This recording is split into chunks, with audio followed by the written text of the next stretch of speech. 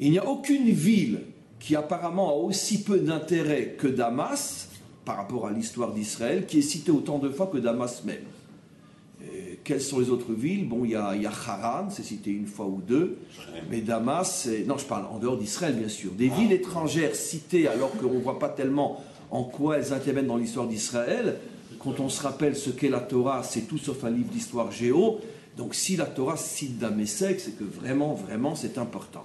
Et donc, mes amis, je vous signale, d'après notre tradition, comme quoi cette guerre entre les 4 rois et les 5 rois, qui éclate au Proche-Orient, et qui implique Abraham, puisque justement une partie d'Abraham est prisonnière. Lot, c'est la moitié d'Abraham. À cette époque-là, les Juifs, c'est Abraham et Lot, il n'y en a pas d'autres.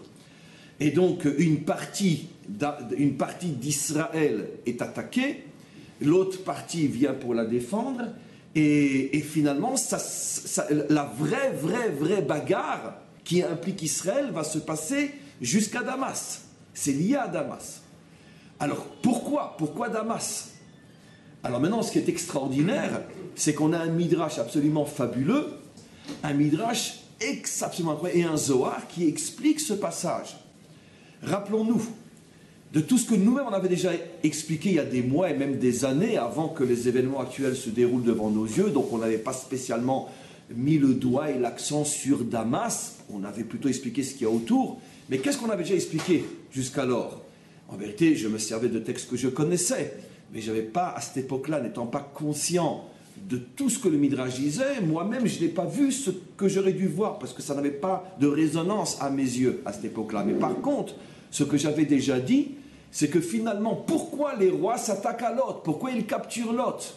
Et pourquoi, surtout, demande le Midrash et le Zohar, pourquoi Abraham risque sa vie avec 318 soldats pour aller se battre contre une armée qui vient de mettre à genoux tout le Proche-Orient, qui a à sa tête Nimrod, le fameux Amrapel, qui est le deuxième nom de Nimrod, dit Rashi. Pourquoi? Pour sauver Lot. Mais Lot, il s'est installé à Sdom. Lot est un voyou. Lot t'a quitté. Lot t'a causé des problèmes inimaginables. Il s'est enrichi sur ton dos. Il t'a trahi. C'est ton fils adoptif. C'est le seul véritable héritier que tu avais si déjà. Il t'a tourné le dos. Pourquoi tu risques ta vie pour lui? Qu'est-ce que répond le Zohar et le Midrash, vous le savez? C'était pas tant pour Lot, c'était pour sauver l'étincelle messianique qui se trouvait à l'intérieur de Lot, puisque Abraham savait que toute la lignée de Ruth, David, Mashiach allait sortir de Lot.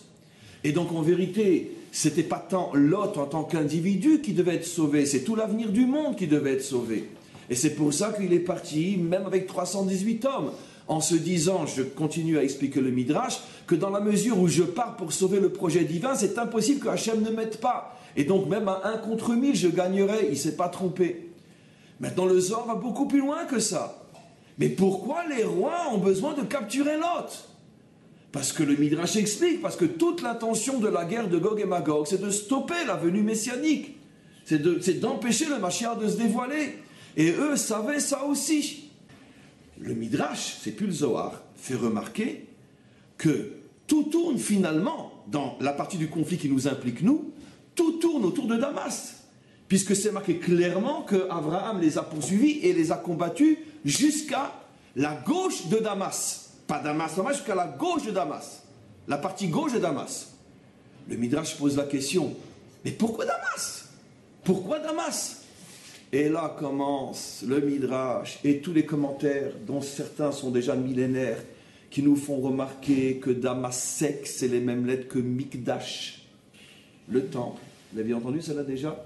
C'est vieux des Tanaïm, ça. Que Damasek, c'est les mêmes lettres que Mikdash.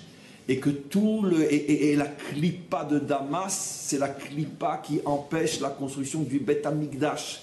Et c'est la raison pour laquelle, dit le Midrash, que la troisième guerre, la guerre de Gog et Magog, troisième guerre mondiale, commencera à cause du problème de la reconstruction du Beth Amikdash.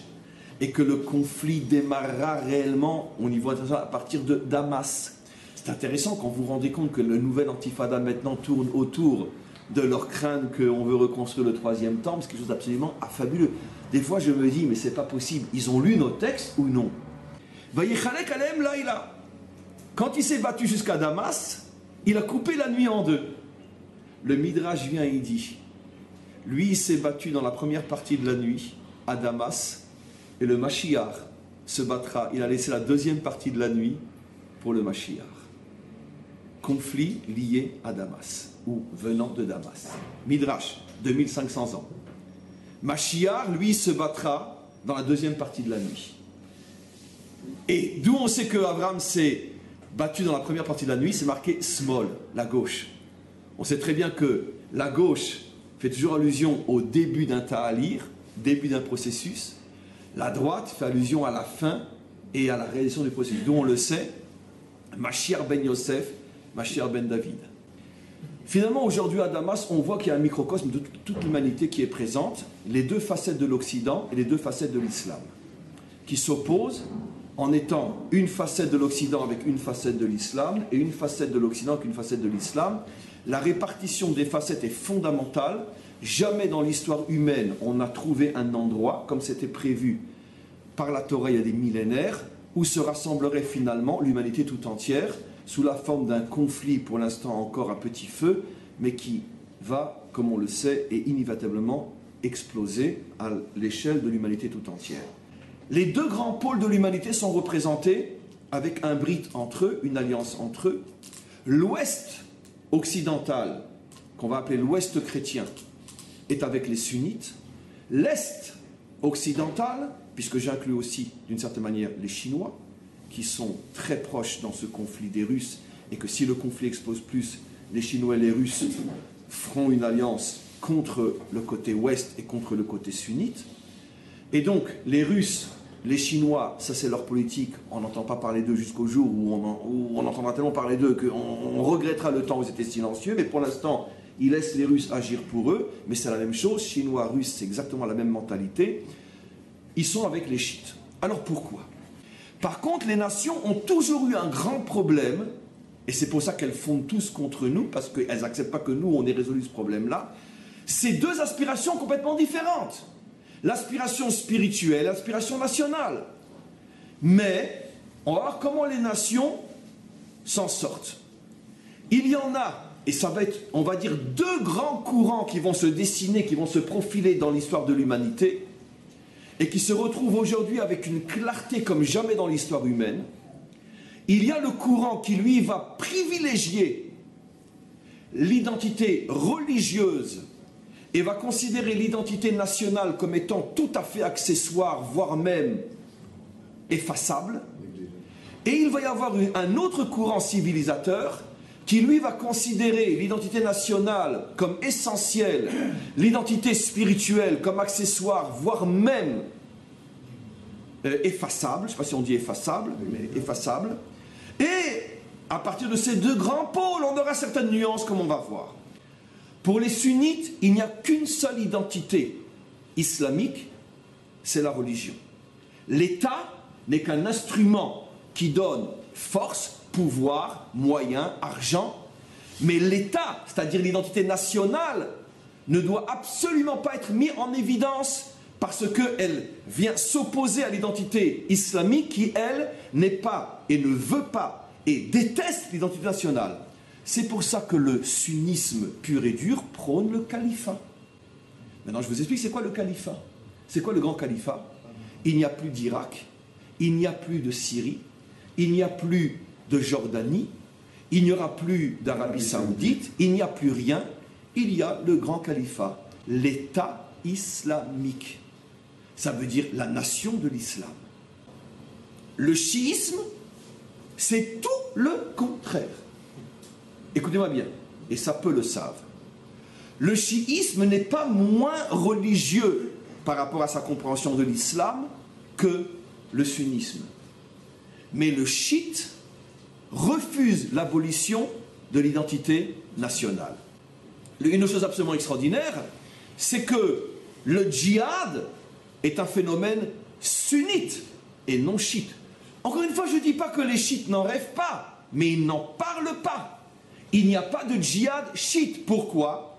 Parce que la notion de djihad, c'est la religion universelle de tous les hommes privés de leur identité particulière, individuelle et nationale. Ça, c'est la traduction du mot djihad. Ce mot-là ne peut pas sortir de la bouche d'un chiite, puisque par définition, le chiite ne se battra jamais pour que disparaissent les différences, on pourrait dire individuelles, ni même collectives. Le Icar, comme le christianisme, que vous soyez tous respectueux de Allah et de sa religion. La seule nation musulmane qui officiellement prône la disparition de l'État d'Israël, c'est les chiites, les Iraniens. Je parle de l'officialité, je ne parle pas de ce que les Saoudiens souhaitent. Très bien, mais officiel. Vous n'entendrez jamais un Saoudien officiel le dire.